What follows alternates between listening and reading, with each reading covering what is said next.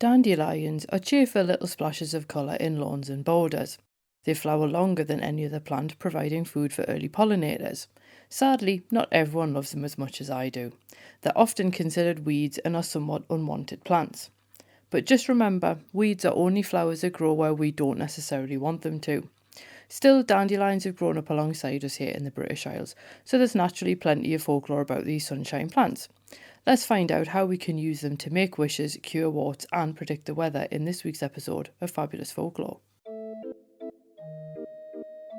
Hello there, and welcome to Fabulous Folklore, the podcast for all things folklore, occult, and just a bit weird.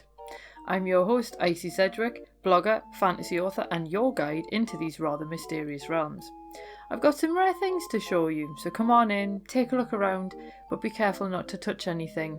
These things sometimes bite. Well, hello there, and welcome back to Fabulous Folklore with me, your host, Icy Sedgwick. Happy April Fool's Day, because it is, of course, the 1st of April. I have put out an exclusive article on the meaning of the 1st of April and all that kind of jazz for my patrons, and that's available to everyone at all levels from like 75p up over. So if you are interested in learning more about April Fool's Day, then you can always become a patron and find out more. But anyway, we are starting a whole brand new month this month on the folklore of unwanted plants, and this I'm envisaging is going to mostly probably be what we'd consider weeds, but those kind of plants which people like to try and get rid of if they can in some way. And I thought I would start off with dandelions, mostly because they're my absolute favourite. I love dandelions, and I kind of refuse to let anyone cut the front or back lawn of my house. Well, obviously they're in the garden, they're not in the house, but you know what I mean. I basically won't let anyone cut the lawn because obviously they're really useful for pollinators, but I just think they're so cheerful as well. And I had a real big thing last year of taking photos of them in these really like heroic angles and things as if they were like prize roses or something, because I do think they're absolutely brilliant. So that's why we're going to start with the folklore of dandelions. I'm sort of indulging myself with this one. But as I say, they are really, really super common all over the British Isles, and I just think they're gorgeous. And now the name dandelion comes from Dandelion in French, which refers to the way that the pointed leaves apparently resemble the teeth of lions. It's also called Bairn and Bride in Gaelic, which means little notched plant of bride, and this refers to the ways in which the plant is associated with St. Bridget. It's also known as, among other things, cankerwort, priest's crown, puffball, swine snout, wild endive, Irish daisy, milkwitch, and yellow gowan. I must admit, I think cankerwort's probably my favourite of those ones. But while many people nowadays do see them as a weed, they have been used in both medicine and cooking for centuries. And one of the clues to this comes from its botanical name, Taraxacum officinale. Now, the officinale bit tells us that it was once kept in an officina or storeroom by monks, and essentially monks kept all kinds of plants in these officinas for medicinal or herbal uses. So we can kind of see its history a little bit in its botanical name. Now, the leaves are edible, so you can put them in a salad, although plenty of people online have all stressed to use the young leaves because the older ones are a little bit more bitter. And you can actually make both honey and wine using the flowers. And I remember last year, Holly from the Centre of Folklore, Myth and Magic actually tried making some dandelion honey, and I think it worked quite well from what I can remember. But people have also dried, roasted and ground the root to use as a coffee substitute. So pretty much the whole part of the plant can be used in some shape or form, which is unusual for the plants that I usually feature, because nearly all of them it's like, don't use any part of them because all of it's toxic, and this time it's like, yeah, the whole plant's useful. Now, Margaret Baker actually notes that its roasted roots were used to make coffee right up until 1914, so this is something that people have been aware of for a really long time. And in Cambridgeshire, people made dandelion wine, and apparently they found that gathering the flowers on May Day apparently improved its quality. And a respondent on plantlaw.com, which is an absolutely fabulous website for all things plant law, as you might gather by the name, noted that dandelion wine was apparently good for kidney problems and indigestion. Now, farmers would apparently encourage dandelions to grow in their orchards because they give off ethylene gas, which helps to ripen fruit. So obviously that would be helpful if you were trying to ripen your harvest. And not only that, but their sap is even useful. And it takes around 12 hours to dry, so apparently trackers can use it to figure out when an animal last used a trail. And according to Fez Inkwright, you can actually spread the sap into a thin line, and then once it dries, you can actually then tie it in like a band and use it in place of a rubber band. So that's apparently worth knowing. Other people on plant lore described the fact that they'd been able to use parts of the stem in place of tubing and stuff on their bicycle. So this is truly a helpful plant as far as I'm concerned. Fez Inkwright also notes that you can use the juice from the stems to actually soothe blisters, bee stings and warts. And respondents on plantlore.com did note this wart-busting ability of dandelion sap and did report that it actually worked. Now, Inkwright recommends harvesting the stems, leaves and flowers between May and August, and then you could harvest the roots between November and March. That said, if you are interested in learning more about herbalism and how to make your own potions from what grows in your garden, then as always, I highly recommend the courses from Rowan and Sage. Now, I am actually currently working through Kitchen Herbcraft, and there is a link in my show notes if you want to come and join me in class. But anyway, back to dandelions. Now, I couldn't do dandelions and not look at dandelion and burdock because we have been talking about dandelion as a wine and a coffee substitute. And I remember dandelion and burdock when I was younger, and I remember drinking it, and it came in these weird dark green bottles from QuickSave. Now, I have no idea how much of either plant it actually contained. I can't actually remember what it tasted like. If I'm completely honest, I just remember the weird colour of it, and I've no idea if it was actually useful for anything. I'm going to hazard a guess and say not. Now, the original drink does date all the way back to the Middle Ages, and it was actually quite commonly drunk in the British Isles, and apparently it was once a form of light mead because people actually made it with fermented dandelion and burdock, hence its alcoholic content. But nowadays it's a fizzy soft drink, so very far away from its origins. Now, Fentimans, the drinks company that makes naturally brewed drinks, and their Victorian lemonade is fabulous. They make a form of dandelion and burdock that does use plant extracts, but it is still quite a far cry from the original. Now, we're going to get into the actual folklore associated with the dandelion now, because so far I've just been talking about how useful the plant is, but people have also used it for folkloric reasons, most notably predicting weather and making wishes.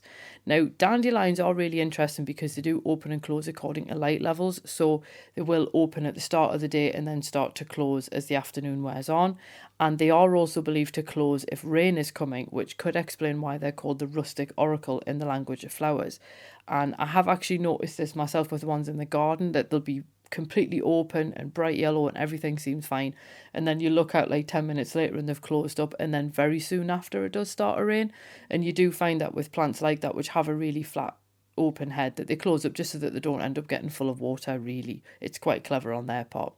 But you can also predict weather with them, because if the seeds fall from the seed head on a still day, it means rain is on the way.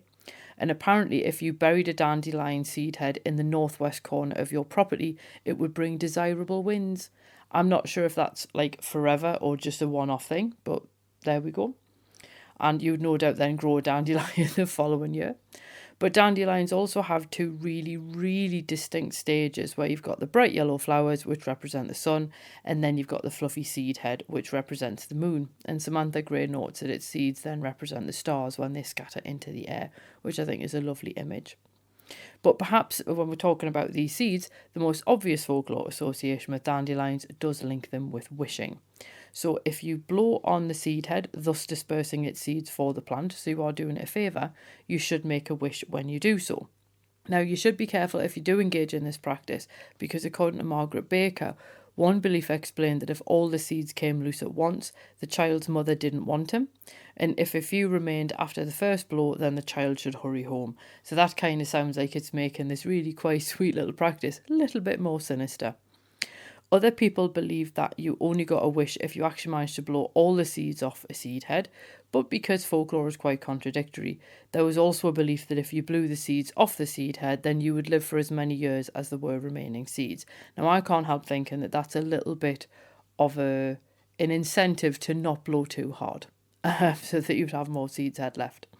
Now, various respondents on plantlore.com actually noted the time-telling qualities of the dandelion, and you essentially would blow on the seed head, and then however many tries it took to dislodge all the seeds would tell you what hour it was.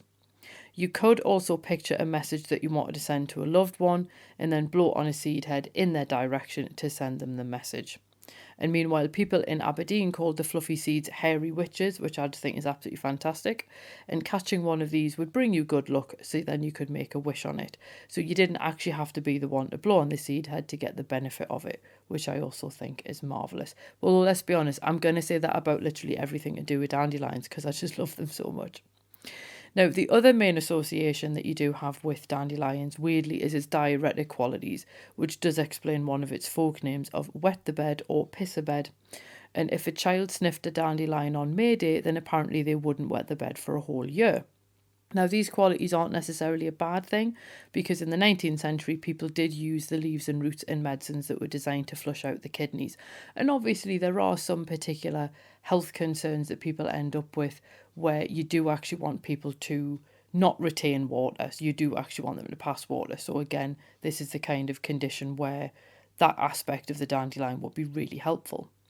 Now, on plantlore.com, one respondent noted that you would pick dandelion seed heads to tell the time, but you would have to leave the flowers alone. So you would just want the seed head, because if you pick the flowers, then you'd wet the bed. Other people said it was okay to touch the dandelions before 4 p.m, but if you did so after 4 p.m, then that would make you need the toilet all night. And I vaguely remember something very similar to that when I was little, and I can't remember the exact nature of it, but I just remember there being this cut-off point where after that you couldn't touch dandelions. Can't remember who I heard that from or anything, but it was really funny reading that and going, hang on, someone told me that, so that might have been a slightly more widespread one.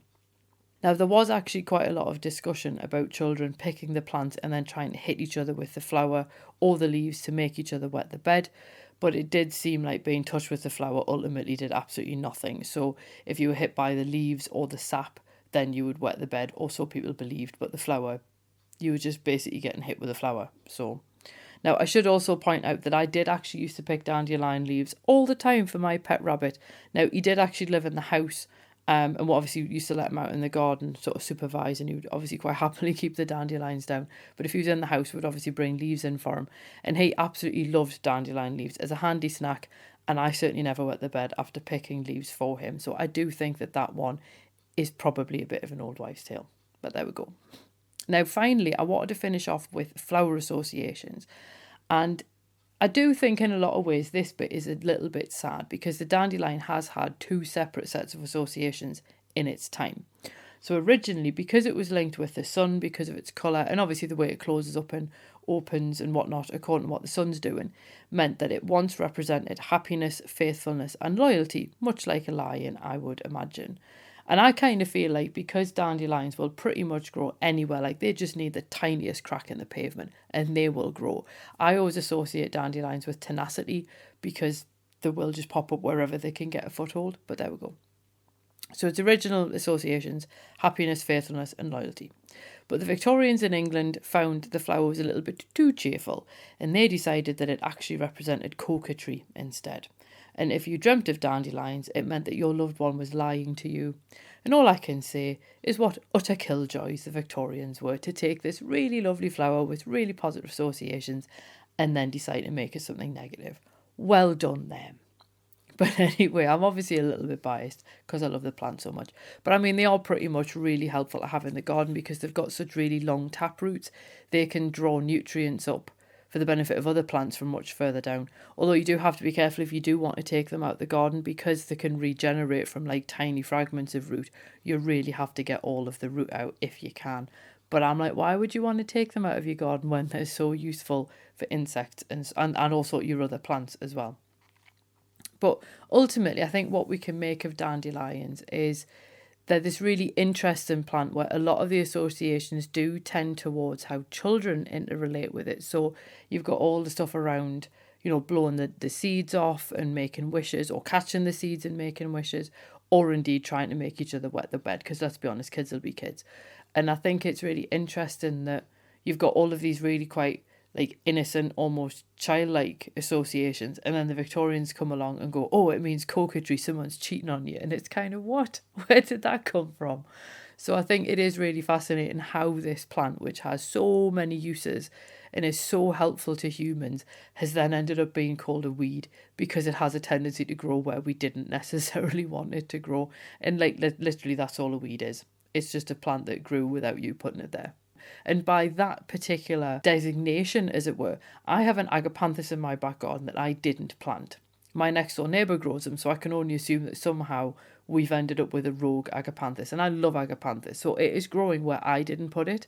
So by that definition, it's a weed, but because I love agapanthus and I didn't really have to do anything for it, it's like a free plant, I'm like, that's cool.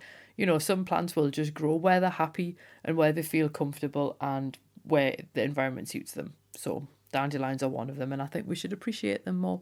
So if you do want to cut your lawn, at least let them feed the pollinators first and so on. But I do think that we should appreciate this plant a little bit more. So I'd like to know what you think of dandelions, if you enjoy them as much as I do, or if you find them an absolute pest in your garden.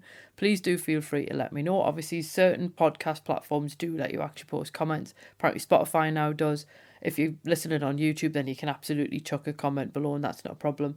Or you can always go and post a comment on the blog post that this podcast episode is attached to. And again, the link is in the show notes below.